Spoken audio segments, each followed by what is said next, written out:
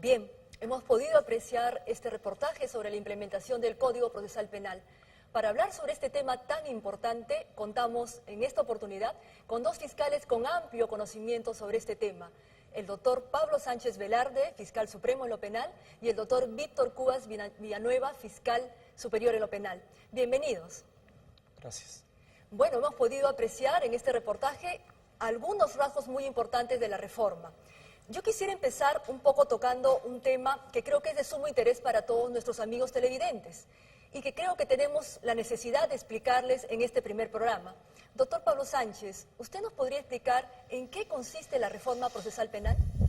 La reforma procesal penal constituye uno de los grandes cambios que se han producido en nuestro país en materia de justicia penal, acorde con las reformas en el derecho extranjero.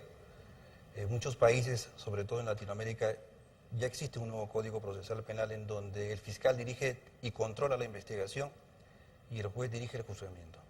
De esta manera se deja de lado todo un sistema antiguo, obsoleto, lento, repetitivo, que acumula muchos expedientes y documentos de los casos judiciales y apunta más bien a un sistema ágil, dinámico, en donde el fiscal dirige, como decía, controla la investigación con el apoyo de la policía y el juez se dedica al juzgamiento bajo principios preestablecidos y obviamente conforme con la Constitución, los tratados internacionales en materia de derechos humanos y naturalmente con muchas garantías para el justiciable y también para la víctima. Doctor, lo que usted nos está explicando implica un cambio radical en nuestro sistema de administración de justicia. Implica un cambio sustantivo. Yo diría que un cambio fundamental. Nuestra justicia penal se encuentra en crisis desde hace muchos años y venimos dentro de un proceso de reforma de justicia penal hace cerca de 20 años. De tal manera de que estamos dejando al lado la justicia de documentos, de papeles, pasando pues a una justicia ágil, dinámica, en donde el protagonismo lo tiene a cargo la Fiscalía con el apoyo de la policía y obviamente las decisiones por los jueces en espacios judiciales bastante ágiles, dinámicos y con mucha oralidad, con mucha contradicción, con mucho debate sobre pruebas y con una decisión pronta por parte de la justicia. Doctor, en el reportaje que hemos podido apreciar, se describen tres situaciones principales que caracterizan a la reforma. Uno primero se refiere pues precisamente al plazo razonable de los procesos. El segundo, a que este proceso penal, el nuevo proceso penal, delimita claramente las funciones de los actores de justicia. Y el tercero, el principio de oralidad. ¿Usted nos podría explicar en qué consiste el principio de oralidad y cómo se aplica en estos procesos de acuerdo al nuevo código? El principio de oralidad significa que la justicia penal se va a materializar en audiencias previas o en juicios orales, en donde se posibilita que las partes puedan expresar sus argumentos jurídicos directamente ante el juez. Es decir, el fiscal, la defensa del imputado, el actor civil, pueden plantear sus argumentos jurídicos de tal manera que el juez escucha directamente estas posturas y luego toma una decisión inmediatamente. Y según su criterio y su perspectiva, de acuerdo a su amplio conocimiento, ¿cuál sería la mayor ventaja que nos trae la reforma procesal penal? Son muchas ventajas. Primero, los procesos penales no son lentos, sino son bastante dinámicos. Las diligencias no se repiten. Las partes pueden llegar al resultado del proceso, ya sea fiscalía, que formula acusación, y defensa, que obviamente asesora al imputado, pueden ver que el proceso termina lo más pronto posible. Y ciertamente la parte civil, que espera un pago de reparación civil, una indemnización, puede también lograr sus objetivos a breve tiempo. De tal manera que las ventajas son bastante buenas. Se reduce la carga procesal, existen mecanismos de simplificación del proceso, como es la terminación anticipada o la colaboración eficaz. Existe también un proceso que se llama proceso inmediato y ciertamente eso va a permitir reducir la carga procesal, definir la situación jurídica de las personas involucradas, reducir la población penal en muchos casos y ciertamente contar con una definición jurídica de los casos con mayor prontitud. Muy bien, doctor, realmente lo que usted nos explica y complementado con el informe que hemos visto, en realidad nos hace ver que la reforma trae muchas ventajas y mucho beneficio, sobre todo para nuestros amigos televidentes, para el público que está ávido de justicia y una justicia más pronta, más oportuna. Doctor Víctor Cubas, bienvenido nuevamente. A propósito de lo que estábamos conversando con el doctor Pablo Sánchez, yo quería preguntarle algo muy puntual. Él habló de que el Ministerio Público es el protagonista también de esta reforma. ¿Por qué el Ministerio Público se convierte en el motor de este proceso? Porque el Ministerio Público, desde el punto de vista constitucional, es el organismo que se encarga de la persecución del delito. y eso da lugar a que el Ministerio Público sea el que realice la investigación durante todo su ciclo.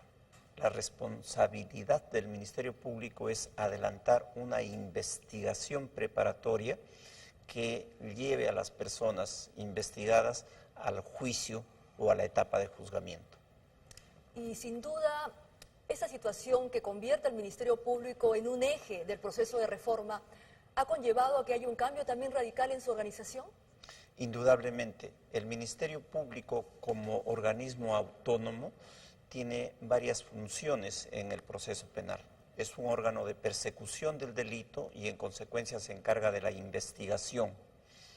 Pero además, los fiscales, que son los que dirigen la etapa de investigación, tienen facultades discrecionales que les permiten resolver en una etapa muy temprana las denuncias que se presentan. En segundo lugar, el Ministerio Público se encarga de la protección a las víctimas. Así es. Y en tercer lugar, el Ministerio Público también, de acuerdo con la ley, persigue lo que es objeto civil, es decir, el pago de la reparación civil a las personas que son víctimas del delito. Doctor Cubas, en realidad el Ministerio Público ha tenido que cambiar definitivamente su organización y trabajar de una manera corporativa. Ese término lo manejamos nosotros internamente a nivel del Ministerio Público. Yo quería preguntarle un poco al respecto, pero eso va a ser después de una pausa comercial. Ya regresamos con su programa Los Fiscales.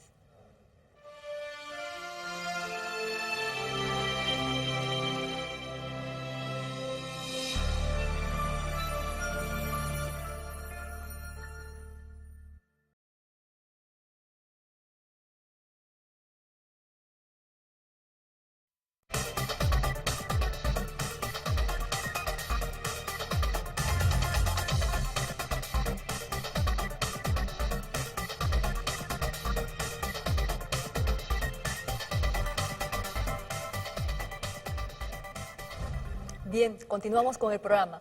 Doctor Cubas, estábamos conversando un poco sobre este tema de la Fiscalía Corporativa, que ha introducido un cambio definitivamente en la organización del Ministerio Público. ¿En qué consiste este sistema corporativo de fiscales? ¿Cómo cambia el esquema de trabajo para nosotros? Cuando el Ministerio Público se organiza como un ente autónomo en el año 1981, adoptó una forma de organización muy similar a la de los juzgados, que funcionan como entes independientes uno del otro. La organización corporativa abandona esa forma de organización. El Ministerio Público funciona con fiscalías corporativas, como entes colegiados, un conjunto de fiscales que van a practicar investigaciones, porque el Ministerio Público actúa bajo el principio de unidad. Y esto le da mayor funcionalidad a la investigación del delito. Doctor, disculpe que lo interrumpa. Este tema de la Fiscalía Corporativa definitivamente abona a favor de la unificación de criterios, de este criterio funcional y la unidad de actuación que debe de primar en la actuación, valga la redundancia, de todos los fiscales. Así es, y permite una actuación más activa del Ministerio Público. La investigación del delito no es un trabajo de escritorio, es un trabajo de campo. El fiscal se desplaza hasta el lugar donde se han cometido los hechos y allí dirige la labor de investigación del Ministerio Público con el apoyo de la Policía Nacional.